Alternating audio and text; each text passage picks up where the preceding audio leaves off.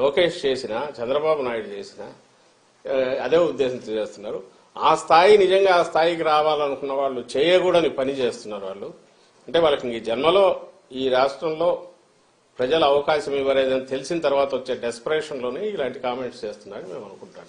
Sir అంటే YCP ఓడిపోతున్నామని అర్థమైంది, అందుకనే ఆఖరి నిమిషంలో ఈ చీకటి మాఫియాలు రెచ్చిపోతున్నప్పుడు లోకేష్ అంటున్నారు. ఇది ఏం చెప్పాలి, మేమేమో పాజిటివ్ అజెండాతో పోతున్నాం. జగన్మోహన్ రెడ్డి గారు ఇలాంటి పొదుపుని మాటలు కానీ, లేకుంటే ఉపుస్పోక మాటలు కానీ, లేకుంటే ఫ్యాక్ట్స్ చేతిలో లేకుండా నోటికొచ్చిన మాటలు కానీ ఎప్పుడన్నా చేశారా?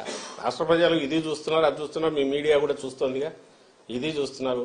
ఒక పార్టీ అధ్యక్షుడిగా, ముఖ్యమంత్రిగా జగన్మోహన్ రెడ్డి గారు ఇంతకుముందు ప్రతిపక్ష నేతగా అయినా సరే పార్టీ పెట్టినప్పటి నుంచి ఇలాంటి అడ్డగోలు కామెంట్స్ చేయడము, ఈవెన్ ఆయన ఏ పత్రిక అయితే పెట్టారో సాక్షి, దాంట్లో అడ్డగోలు ఊరక రాయడము ఊసిపోక ఆధారం లేకుండా ఎప్పుడన్నా జరిగిందా? ఆయన ఎప్పుడు కామెంట్ చేయట్లేదు, ఫ్యాక్ట్స్ ఉంటే దాని మీదే మాట్లాడుతున్నారు. ఇప్పటికే అదే చేస్తున్నారు.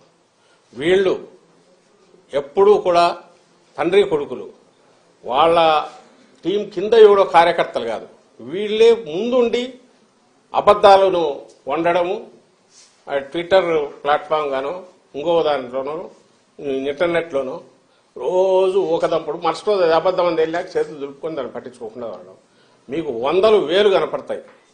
మొత్తం ప్రచారం కానీ, వాళ్ళ రాజకీయ వ్యవహారాలు కానీ, వాళ్ళ విధానాలు కానీ అన్నీ ఏంటంటే అబద్ధాలతో వండడం, దాన్నే 10 సార్లు 100 సార్లు చెప్పడం, అదే నిజమని వాళ్ళు నమ్మడం, అదే నిజమని ప్రజలు నమ్మించాలని చూడడం. గంజాయి అయినా, ఇసుక అయినా, ఇంకోటైనా వాళ్ళు ఏదన్నా ఈరోజు అంటున్నారంటే ప్రతిదీ కూడా వాళ్ళకు చెప్పుకోవడానికి ఏమీ లేక, మాకు చెప్పుకోవడానికేమో చాలా ఉన్నాయి. అందువల్ల పాజిటివ్ అజెండాతో మేము పోతున్నాం. మీరు ఈ మధ్య సిద్ధం సభలు చూసినా, రేపు జగన్మోహన్ రెడ్డి గారికి జరిగే సభలు చూసినా, మా నాయకుల ప్రచారం చూసినా మేము చేసినవి చెప్తున్నాం. మీరే గమనించండి, ఆలోచించండి. రాజకీయ పార్టీ మేము చేయాలనుకున్నవి, చేసిన పనులు చెప్పాలనా?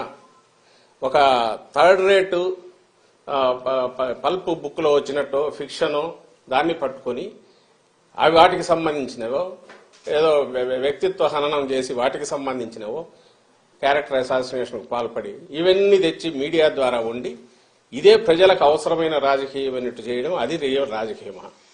అది కాదని రిజెక్ట్ చేశారు. ఇప్పుడే 19లో రిజెక్ట్ చేశారు. ఈసారి కూడా వాళ్ళకు ఏమీ లేదు చెప్పడానికి. ఈవెన్ వాళ్ళు అనుకుంటున్న హామీలు రిపీటెడ్గా చెప్పడానికి కూడా భయపడుతున్నాడు. ఎందుకంటే నువ్వు నిన్న ఏం చేసావని అడుగుతారు. 14-19 మధ్య చేయలేదు కదా, అబద్దాలు ఆడినావు, ఇచ్చిన అబద్దపు హామీలు ఒక్కటి నిలబెట్టుకోలే కదా అనేది అడుగుతారు. అందుకోసం వాడి జోలు కూడా పోవట్లా. రేపు ఏదో చేస్తామని చెప్పాలంటే భయం, నిన్న ఏం చేసావని జనం అడుగుతారని. అందుకని రోజు ఏదో ఒకటి, రోజు నిన్న ఎక్కడో ఎలక్షన్ కమిషన్ పద్ధతులు వేస్తాను ఏదో ఉపయోగ ఇవ్వడం ఈ మధ్య మొదలైంది. దానికి వచ్చేసి దాని మీద ఇమ్మీడియట్ బ్యానర్ స్టోరీస్ రాయడం, ఏదో అయిపోయింది కొబ్బరాడు. ఏమీ కావట్లా. రాష్ట్రం నిక్షేపంగా ఉంది, బ్రహ్మాండంగా ఉంది. ఎన్నికలకు మళ్లీ పోతున్న దశలో పూర్తి పాజిటివ్ ఇది వేవ్ మాకు కనిపిస్తోంది.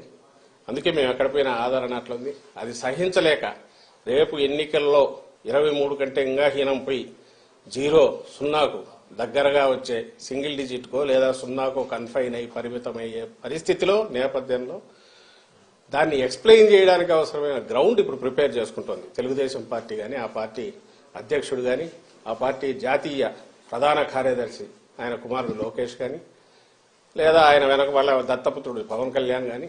రేపు పోయిన తర్వాత ఈరోజు వాళ్ళు ఏమేమి వీటేమంటారు అడ్డగోలు వ్యాఖ్యలు చేశారు, ఇవన్నీ మేము ఆ రోజు చెప్పాం. వీటన్నిటి వల్ల ఈ వైఎస్ఆర్ కాంగ్రెస్ పార్టీ ఈ విజయం వచ్చింది, ఇది ప్రజలు ఇచ్చింది కాదని చెప్పడానికి గ్రౌండ్ ఈ రోజు నుంచి ప్రిపేర్ చేసుకుంటున్నారు. రెండవది వాళ్ళకి చెప్పడానికి ఏం లేదు కాబట్టి నోటికి వచ్చినట్టు కారు కూతలు వస్తున్నారు.